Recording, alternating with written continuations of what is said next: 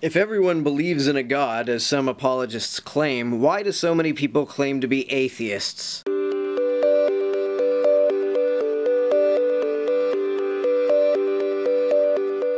This question is simple.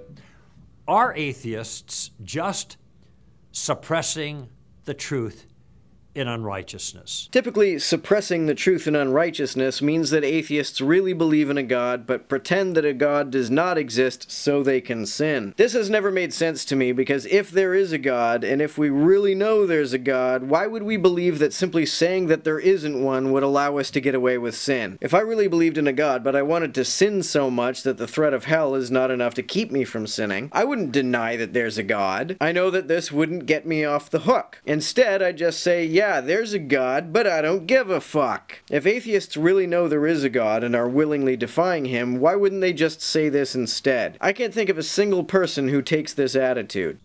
And this is a phrase that comes from Romans 1, and to be honest with you, my first response was, no duh.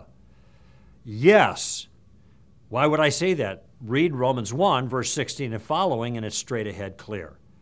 What Paul says is that the evidence of God is clear to everyone, having been seen through what has been made. So you look around the world, natural revelation, general revelation, and you realize something is going on that's greater than us. And the thing that's going on is God's activity evident to everyone. How are the natural processes we see all around us evidence of the supernatural? But the writer says in Romans 1, men characteristically suppress the truth in unrighteousness. That is, they hold down what is trying to erupt up in an obvious way. It's like trying to hold a beach ball underwater. Think of it that way. You've got to work at keeping it down.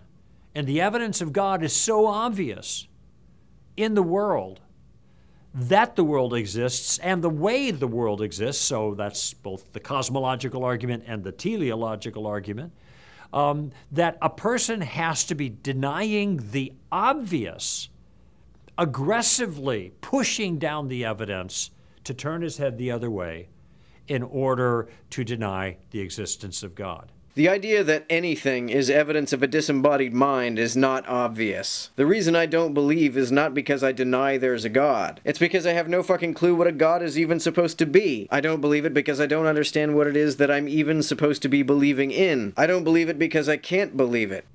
And so Romans 1 is speaking certainly and most explicitly regarding atheists, but not just atheists, because some people acknowledge God, but deny the God that's there. And they exchange the truth of God for something else. And instead of worshiping Him, they worship creatures and crawling things and other human beings. Or nothing in my case. Instead of the one who is blessed forever, as Paul puts it there in Romans 1. Yes, all false religion or no religion is an example of repressing the truth in unrighteousness.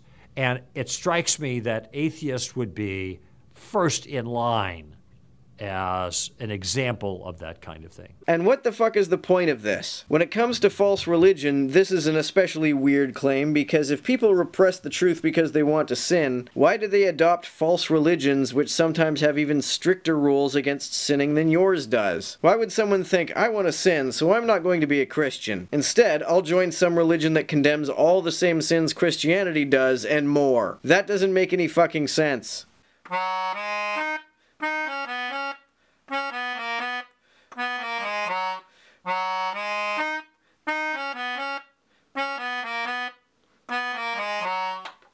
I don't know if you've heard, but I do have a Patreon.